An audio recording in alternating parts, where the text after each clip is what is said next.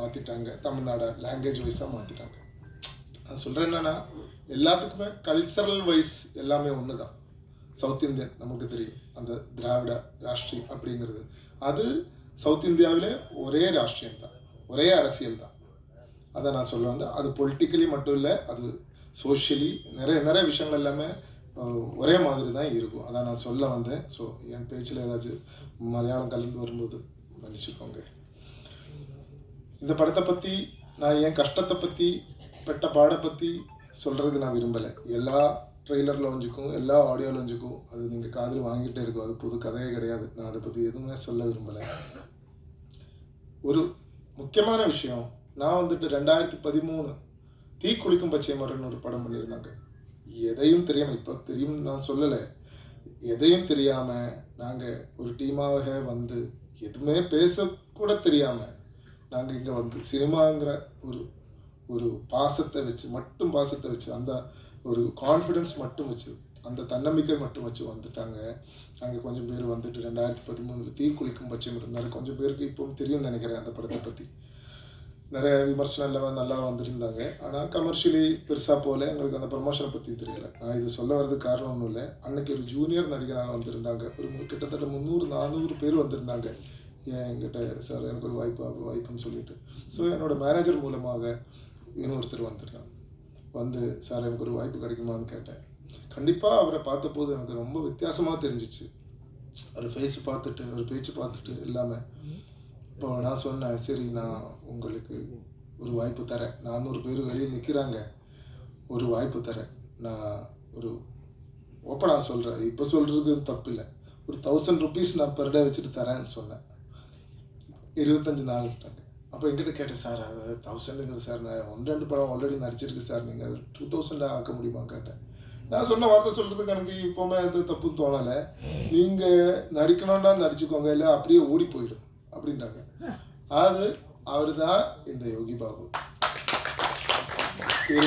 எப்படி இருக்கு நீங்கள் பாருங்கள். ஆனால் 5 வருஷம் 6 வருஷத்துக்கு அப்புறம் தாண்டி நான் யோகி பாபுஜி சௌக்கியமானு கேட்டபோது ஃபோன் மெசேஜ் கூட அவர் சேவ் பண்ணல, என் நம்பர் என்னன்னு தெரியாது, என் குரல் பார்த்த போது புரிஞ்சிச்சு. வினீஷ் சார் எப்படி இருக்குது சௌக்கியமானு கேட்டேன். நான் அந்த படம் பண்ணி ஒரு 5-6 வருஷம் ஃபினான்ஷியலி நிறைய சிக்கல் இருந்த டைமில் தான் அவர் அதை சொல்கிறது. எனக்கு ரொம்ப சந்தோஷமாயிடுச்சு. அதுக்கப்புறம் ஒரு வருஷம் தாண்டி தான் நான் இந்த கதையை பற்றி பேசினேன். இந்த கதையை பற்றி எதுவும் பேசலை, எனக்கு ஒரு கதை சொல்ல வேண்டியதாக இருக்குன்னு மட்டும் தான் சொன்னேன். அப்போது போகும்போது இது கூட சேர்ந்து நான் ப்ரொடியூசரை பற்றியும் சொல்லணும். என்னென்னா, போகும்போது நான் ப்ரொடியூசர்கிட்ட சொன்னேன், ஜி நான் யோகி பாபுஜி என்னோட நல்ல நண்பன், இப்போது என் மேலே நிறைய பாசம் வச்சுருக்காங்க, நான் ஒரு கதை அவர்கிட்ட தான் சொல்ல போகிறோம், மறுபடியும் நான் தமிழ் படம் பண்ணுற மாதிரி இருக்குது, அவர் டேட்டு சொல்லிட்டீங்கன்னா தரேன்னு சொல்லிட்டீங்கன்னா நீங்கள் ஓகேவான்னு கேட்டேன். அப்போது என்னதை விட டெய்லி 2 தடவை 3 தடவை படம் பார்ப்பாங்க. தமிழ் படமாக இருக்கட்டும், மலையாள படம், ஹிந்தி படமாக இருக்கட்டும். இப்படிப்பட்ட ஒருத்தரை நான் உலகத்திலே பார்த்தேன். நான் சும்மா சொல்லலை, நம்ம ப்ரொடியூசர் அந்த மாதிரி ஒரு ஆள். காலையில் பார்ப்பாங்க, சாப்பிடும்போது பார்ப்பாங்க, பாத்ரூம் போகும்போது பார்ப்பாங்க, எப்போவுமே பார்த்துட்டே இருக்கு இவர். 5 நேரம் நமாஸ் ப்ளஸ் 3 படம், இதுதான் இவரோட முறை. இது எனக்கு எல்லா உலகத்தில் எல்லா படம் இவர் பார்த்துட்டு தான் இருக்குது. அவ்வளோ அப்டேட்டாக இருக்குது. நீங்கள் பேசும்போது எல்லாமே அப்படி இல்லைன்னு உங்களுக்கு தோணலாம், ஆனால் அது அப்படியே கிடையாது. அப்போது நான் சொல்கிறேன் வந்துட்டு, சரி நான் வரேன், யோகி பாபு தானே, ஏதாவது இப்படி படம் போய் அந்த படம் இந்த படம் அதெல்லாம் நிறைய அப்டேட்டில் இருக்காரு. கேட்ட உடனே சரி நான் வரேன், டேட்டு சொல்லிட்டீங்கன்னா நான் வரேன்ட்டாங்க. ஓகே சொல்லிட்டீங்கண்ணா. வந்தாச்சு. நான் கதை பற்றி நான் பைண்டட் ஸ்கிரிப்டாக வந்தேன், எதுவுமே கதை பற்றி கேட்கல. என் சூழ்நிலை பார்த்து தெரிஞ்சிருக்கலாம். அதை விட ஆனால் தீ குளிக்கும் பச்சை மரங்கிற படத்தை பற்றி அவருக்கு அன்னைக்கே ஒரு நல்ல ஒப்பீனியன் இருந்துச்சு. சரி நான் கதை பற்றி நான் 10 நிமிஷம் தான் சொன்னேன். சரி வினீஷ், அதை கதையெல்லாம் உங்களுக்கு நீங்கள் ஸ்கிரிப்ட் எதுவும் டீட்டெயிலாக சொல்ல வேண்டாம், நான் உங்களுக்கு டேட்டு தரேன்ட்டாங்க. அப்போவுமே நான் அடுத்த நாளில் ஏதோ டான்ஸ் கொடுத்து அதுலேருந்து ஆரம்பித்த பயணம். இப்போது கொஞ்சம் சிக்கல்கள் இல்லாமல் நடுவில் ஃபினான்ஷியல் சிக்கல் இல்லாமல் வந்துருச்சு. அண்ணனை நான் குறை சொல்ல மாட்டேன், நான் கொஞ்சம் ஷெட்யூலாக தான் பண்ணியிருக்கு, அது நம்ம காரணம் தான். அண்ணனை எல்லா பிரச்சனையும் அவர் மேலே தள்ளாதீங்க. நிறைய ப்ரொடியூசர்ஸோட சிக்கல்கள் எல்லாமே வரும், அது வெளியே சொல்லாமல் அவங்க யாரை ஏதாச்சும் ஒருத்தரை வச்சு தான் அவங்க ஒரு காரணத்தை சொல்லணும். அப்போ யோகி பாபு அண்ணன் இருந்தால் நிறைய பேர் இருக்காது. நான் அவரை பற்றி பெருமையாக பேசுகிறோம் அப்படிங்கிற மாதிரி நான் சொல்லுவேன், உண்மையாக தான் சொல்கிறேன்.